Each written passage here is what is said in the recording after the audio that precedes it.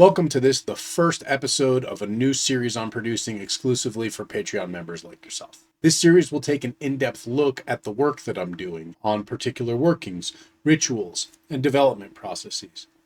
We'll take a deep dive into the research process that happens before I begin any working, and then an actual look at the physical preparation of the items I'm creating, the workings I'm doing. The goal is to kind of bridge the gap between the little bits that I give on Instagram and the classes that I'm giving on the Discord. And this will kind of present that middle ground where understanding and practice meet. I also think of it as a way that I can say thank you and give you kind of my personal perspective on each of the workings I'm doing, on everything that I'm trying and everything I'm experiencing. And for this first episode, we have some very, very exciting work. I have recently undertaken a bunch of work from medieval grimoires, working with the energy of Venus. And in particular, this one has checked all the boxes. It has had challenging magical languages I've had to decode, reconstruct, and make some changes in. It's had some interesting design challenges. It's had me mastering skills of working with tools and resources I never have before in order to create some very cool things. Before we get into that, I just want to take a moment to say thank you. This sort of exploration would have been utterly impossible even a generation ago. The fact that we've been able to connect over the internet, you've been able to support this work individually, has made all the difference, not just in my life, but in my mission to bring spiritual practice and the respectful exploration of magic to the general public. Not too long ago, one would have to be bankrolled by royalty or by some major banker in order to even begin to explore this stuff. And magicians who didn't have that backing were basically just penniless and unable to practice the craft. Thanks to you guys, we're able to democratize this. We're able to explore, expand, and learn together, and we can share all of this directly because of the resources you've contributed. I've had to build a whole new studio to be able to bring this content to you guys, and that's only been possible thanks to the support that you've shown. So I'm grateful to you from the bottom of my heart. My family thanks you, and the whole community thanks you for us being able to do this research, perform these experiments, create these things, and then share that process. So we'll start by giving a brief overview of this project. The goal was to look at a number of medieval grimoires, in particular the Key of Solomon, which I looked at in multiple editions that we'll look at in a moment, and the books of occult philosophy by Henry Cornelius Agrippa, and to recreate Agrippa's formula for Venus incense, and to create some of the Pentacles of Solomon as described in the Key of Solomon, particularly those for working with the energies of Venus. So in this video, you'll join me on that journey of looking through the grimoires, of discovering what I was going to work with, choosing how I was going to work with them, and then beginning the arduous process of researching, double checking, seeking through the grimoire blinds, and then learning how to do and create things that I've never done and created before. And I think this is essential to the practice of all magic, whether we're talking folk conjure, high magic, even religious magic. The unique experience of participating in so much of this stuff and the necessity of learning and practicing outside of one's domain and experience has so much to do with why this is an expansive thing and why it's so powerful to participate in. In particular, the talismans that we're looking at today and the incense that we're looking at today are from the tradition of planetary magic. And we'll be exploring a little bit about planetary magic in our next segment. So what is planetary magic?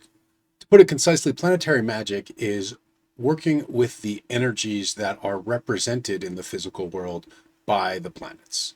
The ancients, when they looked at the night sky, saw that there were the constellations, the stars that kept their order and moved across the sky in their orderly array, and there were other bodies that seemed to wander around.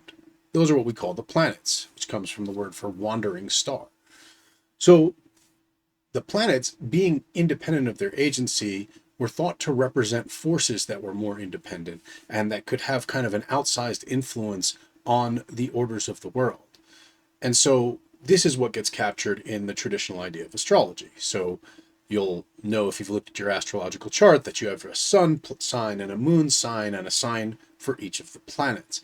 And so the placement of the planet in a particular part of the heavens was interpreted by the ancestors to mean that that planet was expressing its energy in a particular form or through a particular context. And so astrological magic is the practice of studying, understanding, and accessing those energies. In particular, in this episode, we're taking a look at talismanic magic. So we're creating astrological talismans. And we'll look at a little more at that in the next section. But whenever we're working with astrological magic, we're going to consider alignment of everything to do with the planet's, what's called its nature. So it's kind of like its personality or its character. The ancient books accord different plants and animals and smells to the different planets, different expressions of these different natures. A point I want to make is that when we're talking about planets, we're not necessarily talking about the chunks of rock or gas in space. We're talking about what these are the physical manifestations of, and kind of what these act as the hands of the clock for. The forces themselves are not, at least in an ancient understanding, thought to be connected to or contained in the planet. Although in the past 100, 200 years, we've certainly seen the idea that planets may be emitting certain types of astral light or energy in that regard, in order to harmonize this idea with science. Traditionally speaking, though, planets were the physical representation of a spiritual reality, and it was the spiritual reality that was having that agency.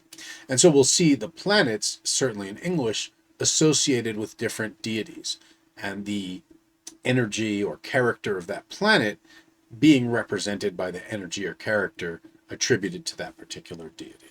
So talismanic magic, then, is the practice of using these astrological understandings and creating physical magical objects, either to capture a particular energy or modulate a particular energy.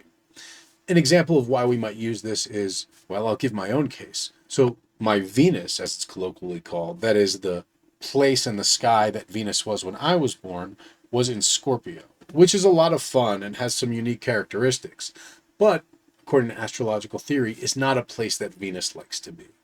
We can kind of think of Venus as a princess, and we can think of Scorpio as the fortress of a warrior, Mars, who rules Scorpio. So we have this idea of this princess kind of hanging out in this fortress and not really knowing what to do, kind of doing the best she can with what she's got. Now, Venus is much more comfortable in her signs, which are Taurus and Libra. And that's why Tauruses and Libras are just such a delight to be around, because they have that Venus energy. So an astrological talisman is something that would be helpful for me to capture the energy of Venus when she's in a particularly good place and carry it with me to balance or influence the maybe more debilitated energy of Venus that I was born with. And so this is considered a way of evening out and tempering one's astrological energies. Similarly, these objects are then used in magical ritual workings. If we want to channel a particular energy into a working, we want to do a love working, or we want to do a beauty working or a glamour working, all things that are ruled by Venus, as well as currency and splendor and comfort. All those things are under the auspices of Venus. And so if we want to access that energy more directly in order to do those magical workings, these talismanic objects are what are recommended to directly connect with the spirits and the energies there involved. And as we look at the particular talismans, the magic square and the different pentacles, we'll take a look at how this process goes and just how the ritual object is used almost as a credential and a means of communication with the various entities that we're going to connect with, the various energies that we're going to connect with. So as I mentioned before, my natal Venus, where Venus was when I was born, is in Scorpio, where Venus is not necessarily comfortable. And that's like a weird ironic thing, because Venus is all about comfort. Well, as a result, my personal relationship with the energy of Venus is a little uncomfortable. Pretty and dainty and comfortable things kind of don't feel comfortable to me.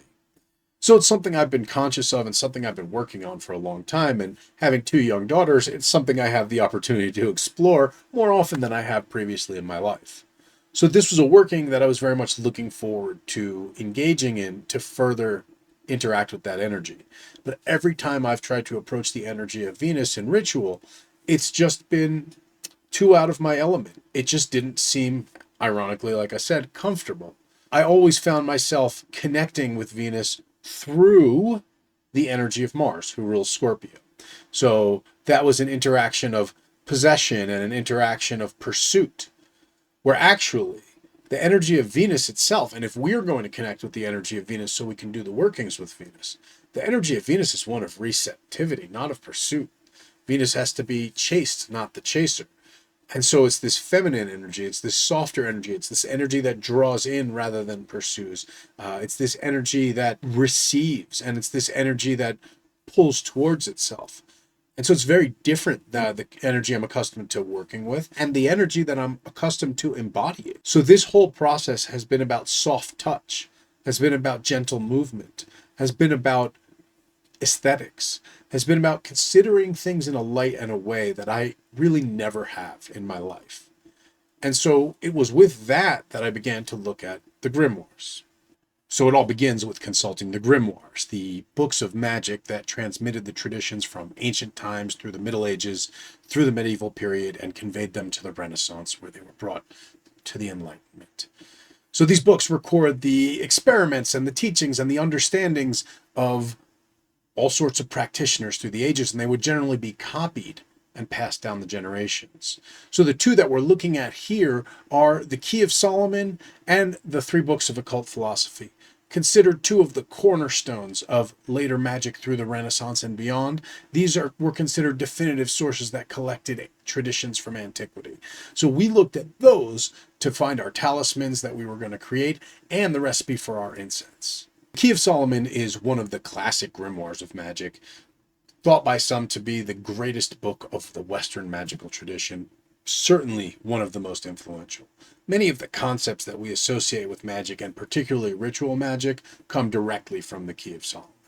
Among those concepts is the idea of the use of pentacles, that is, these particular signs that command certain spirits and give one power over certain entities.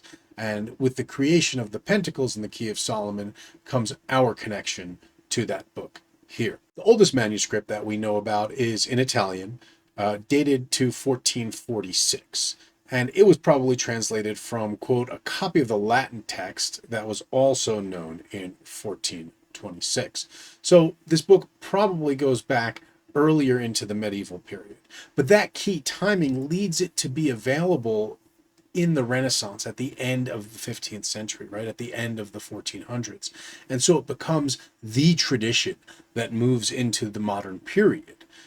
With that said, it was all the rage, and the influence of the French manuscripts, their English and Latin translations, all over not just the old world of Europe, but across the Americas, starting that early in the 16th century, as soon as there were copies transmitted here, is incredible. We see the symbols and the practices and the concepts of this quote-unquote Solomonic magical tradition everywhere, from Haiti to Mexico, North America, all the way down to South America. So we have this proliferation of this tradition and this particular understanding across centuries, and purportedly it all takes its roots back in the ancient traditions originally created by King Solomon. The idea that King Solomon has a grimoire comes from the Jewish Talmud, where we have a teaching that King Solomon, through his magic and his cunning, was able to enslave the king of the demons and the lesser demons to serve him to build the holy temple for God. That gives us the idea of using holy powers to command lesser powers in a holy way or towards a holy purpose, and that becomes one of the foundations of Solomonic magic. It becomes a very attractive idea and is taken up eagerly by Islamic practitioners. Unfortunately, most of those writings in Arabic on the Solomonic tradition have yet to be translated and are largely transmitted in oral teachings. Nonetheless, we have very strong textual evidence that they exist, and this is a link in the chain that we're certainly missing in the transmission of this idea from the ancient Near East to Europe. We do have evidence of this tradition in the Byzantine era, and there are some references to all these traditions in the Greek magical papyri, which were found in Greek Alexandria not too long after the time of Christ. Since I knew the grimoires I was working with, I would begin to choose the pentacles that I would create, or the particular talismans. Agrippa gives us the magic square of Venus, and we'll take a deep dive into the power and mystery of this symbol. The Key of Solomon gives us 5 pentacles of Venus, and though most of them are meant for the general command of the spirits of Venus, the 3rd, 4th, and 5th give us some particular powers. So now that I knew what images I was working with, I still had the challenge of creating them as digital files so I could engrave them. See, if you've been following me for a while, you know 2 things about me. 1, that I am a super Virgo perfectionist, and 2, that I'm not so great at drawing freehand. But I'm pretty good at design in Illustrator, and I like to use a laser engraver, and there's a way to use a masking technique and cutting through the mask with the engraver that it would allow me to acid etch these pentacles, which was my goal. So I just had to create digital images of all these pentacles, which are available to all you guys attached to this post if you want to print them out or etch your own. One of the challenges there was all these symbols that weren't part of a language. Luckily, I was able to find a font for the Passing the River alphabet, and that's also linked below this post for you guys to check out and use if you would enjoy that. So all we had to do was etch the talismans and we would have those. But in the meantime, we needed to also create an incense with which to consecrate and dedicate the talismans. Luckily, our second grimoire, Agrippa, includes an incense for Venus, which he gives as thus.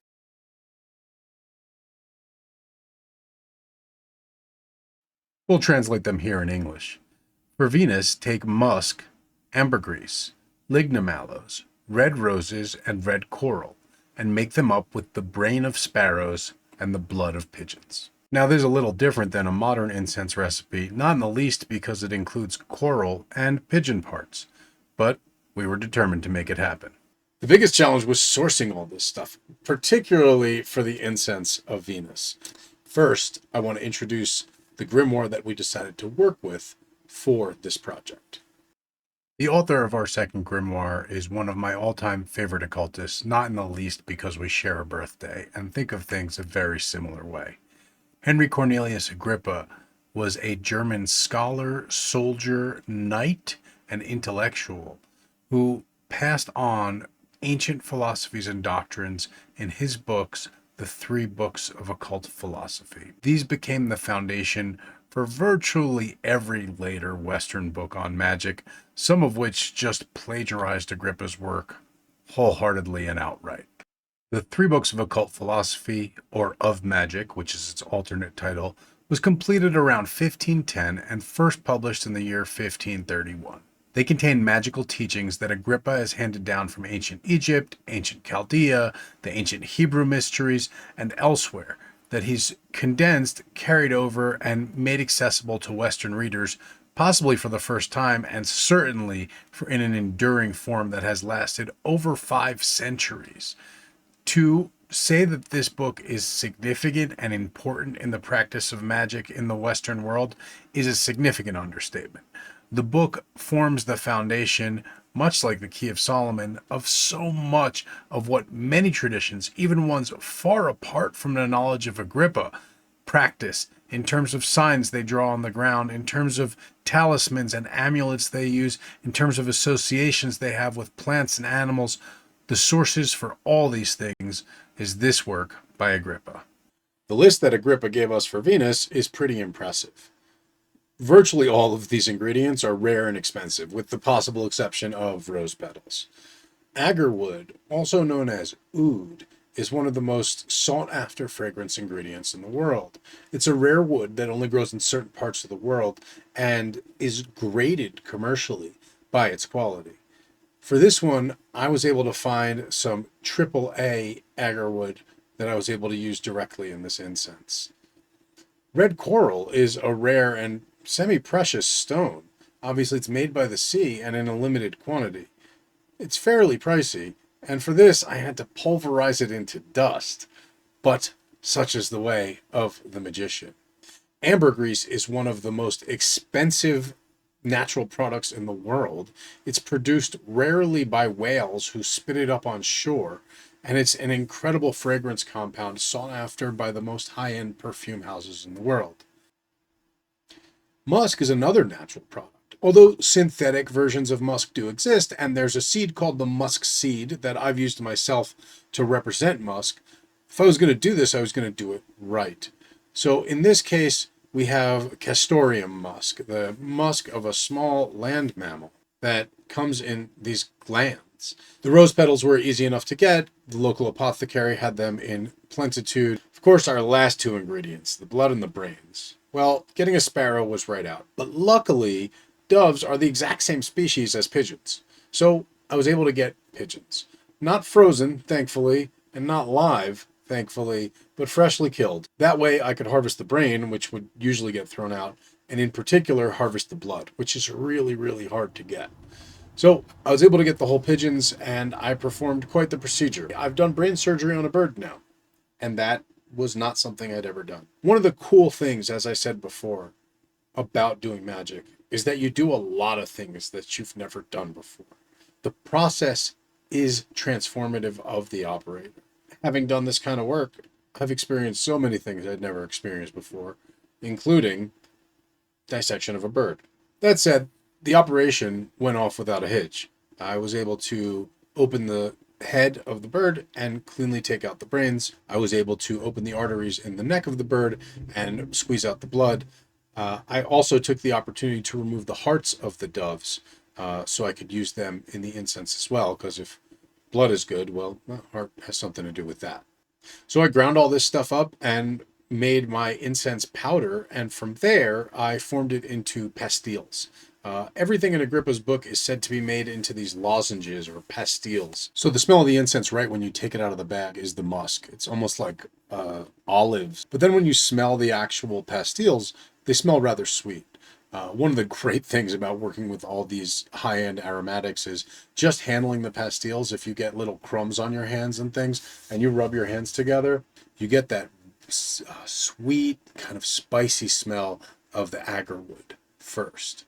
But then all the other smells kind of weave in and out around that, and it develops as it keeps going. There's no doubt once you've gone through it that you have this full range of delicious scents. And once you leave the room and come back, it's just mind-blowing how the room smells. I can say I've made a lot of incense. I've never made anything that smells like this, simply because of what's in it. Just the quality and the quantity and the sheer smell of it all. It's not something like you normally see in incense. So it was a pleasure making this stuff. It was a pleasure smelling this stuff. It pulled me outside of my comfort zone. This thing really, like I said, checked all the boxes. As far as making the talismans, the process was relatively straightforward. I had never done it before. I spent a few days etching. I spent 2 days just testing, knowing I was going to mess up and I was going to learn. I had to change the method I was using to mask a little bit. But once I got it down and did a few tests, it was really consistent. And I became able to pretty comfortably and totally safely, which is very important, acid etch into copper. So once I had the etched plates, then I just had to choose to finish them. And I found it rather easy to darken them. That gives us this nice antique look. And I also found it pretty easy and really fascinating and fun to experiment with using various like salt water and ammonia and things like that to create some of these really wild verdigris finishes. Thank you so much for watching this video, for helping make all this possible, and for joining me on this journey. Stay involved in the conversation, make sure to comment on the video, and join us over in the Discord where the conversation happens every day. May your roads be open, may your journey be blessed, and may we connect in real life real soon. That about wraps it up for this inaugural episode of the Patreon exclusive content. I hope you enjoyed it. I hope you learned something. I hope you got something out of it. If you did, leave a comment below and let me know what you thought. If you didn't, also leave a comment and tell me what you'd like to see next time. Either way, I'm grateful for you, grateful for your support, and looking forward to creating the next video for you.